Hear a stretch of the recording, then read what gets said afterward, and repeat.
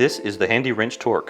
It's the next generation crescent wrench for the US market, where there are more than 2 million sold each year. The need for this wrench became apparent when I replaced a hose fitting on a bathroom sink trying to use a conventional crescent wrench.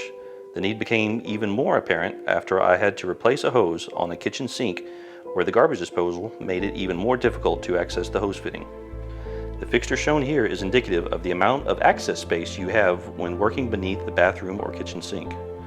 For instance, a standard 6-inch crescent wrench will not work, whereas the jaws of the Handy-Rench Torq fits easily into that space. When the finger button is depressed, the jaws lock in place, allowing you to turn the fitting in either direction. When the finger button is released, the jaws are free to open, giving you a ratchet action, which allows you to tighten or loosen the fitting without having to remove the wrench. In addition, when replacing a waterline, you need to tighten the waterline just enough so that the internal rubber seal will not leak. However, if you over-tighten the rubber seal, it can be damaged, which will also cause a water leak. The built-in adjustable torque setting eliminates both of these potential problems.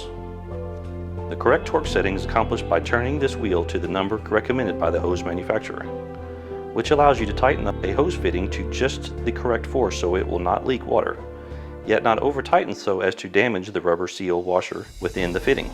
The gripping jaws will automatically release upon reaching the correct torque force specified by the hose manufacturer.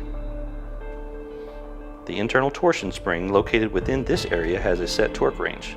This spring is easy to change out and can be provided in a wide variety of torque ranges to fit any application.